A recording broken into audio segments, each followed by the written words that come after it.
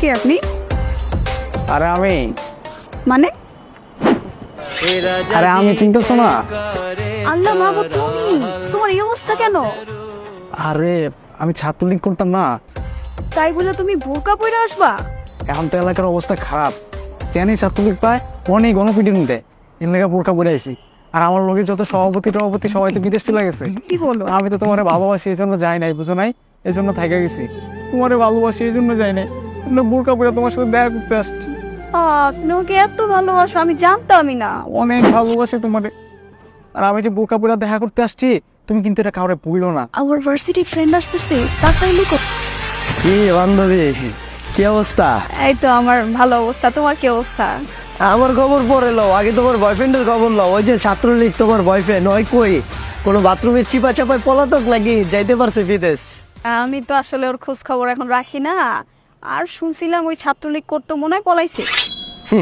পলান ছাড়া তো কোনো অপশন নাই। মনে হয় ছাত্রলীগ করে না, ও ছাত্রলীগের নেতা। আমার যে ঢের দিয়েছিলাম মনে নাই যে আমার বয়ফ্রেন্ড ছাত্রলীগ করে, আমাকে ডিস্টার্ব করে না, মারি খাইবা। আর ওকে বান্ধবী, হ্যাঁ, আমার ক্লোজ বান্ধবী হয়। তোমার ক্লোজ বান্ধবী আর আমি চিনি না? এই যে পর্দা করে তো, এই জন্য তোমরা ওরা কেউ চিনো না।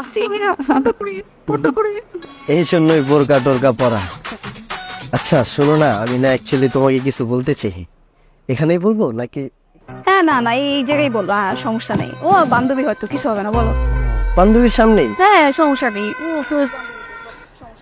আসলে কি বলবো, এখন তোমার ছাত্রলীগ যে বয়ফ্রেন্ড ও তো নাই। আমি তো 4-5টা পোলা পাই ওর পিছনে লাগাই রাখছি, যদি ওরে পায় ও তো পিছন দিয়ে বাস বিরায় খাড়া করা রাখবো, শহীদ মিনারের মতো খাড়া থাকবে এমনি।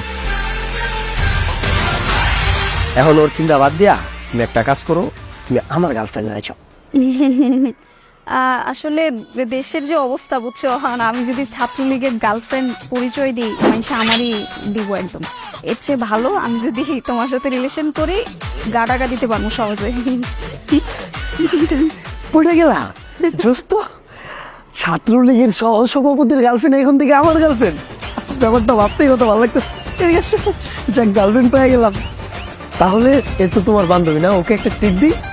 হ্যাঁ, ঠিক। চলো তোমাদের ফুচকা খাওয়া নিয়ে আসি।